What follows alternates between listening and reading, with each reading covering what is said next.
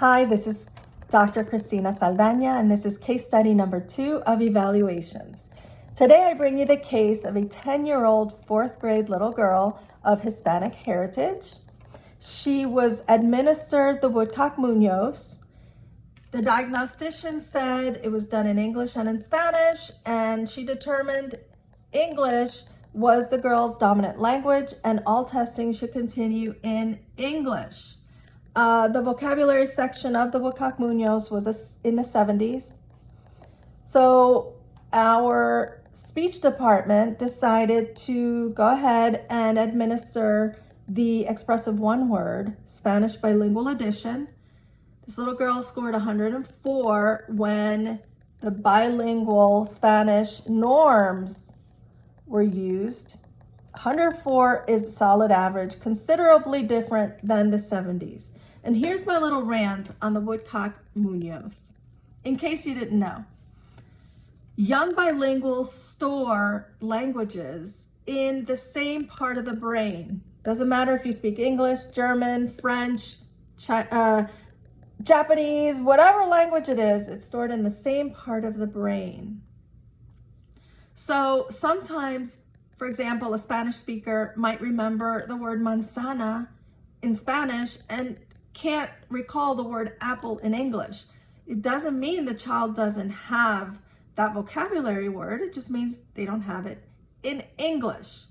So you cannot separate languages when you're doing language testing. You won't get a true score.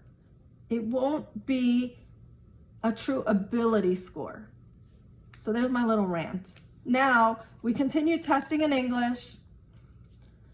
On the self-English, on the self-5, scores across the board, overall scores were in the 80s, a 70 on one of the areas, and it was because it was calculated with following directions subtest. And come on guys, bilinguals typically need a repetition or two, just to extra processing, time, and repetition. And then on the word classes, well, for her age, there were no pictures.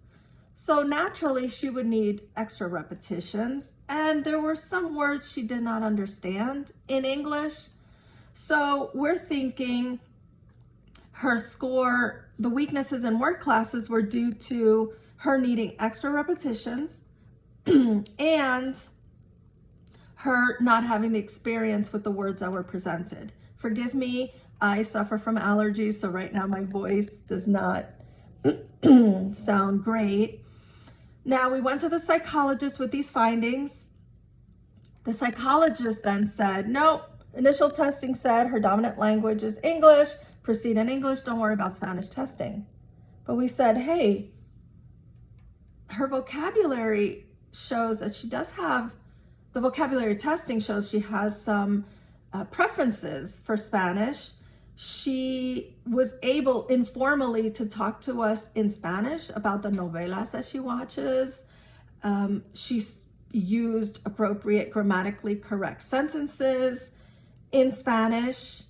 So how could we ignore her abilities in Spanish and just go ahead and test cognition in English, language in English, and not take into account her other ability, her other language?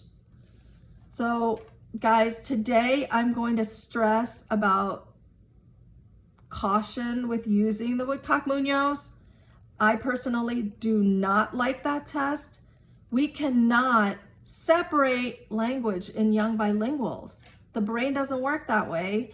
And we can't just say, well, English is higher, let's just test there, or Spanish is higher, let's just test there, and not consider the whole picture.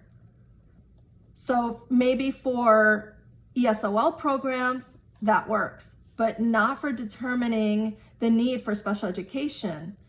That is not appropriate. We need to be considering the whole child and all the languages the child speaks. Another day, I will talk to you about federal law and IDEA. For now, I will leave you with this. Big no for Woodcock Munoz. Thank you.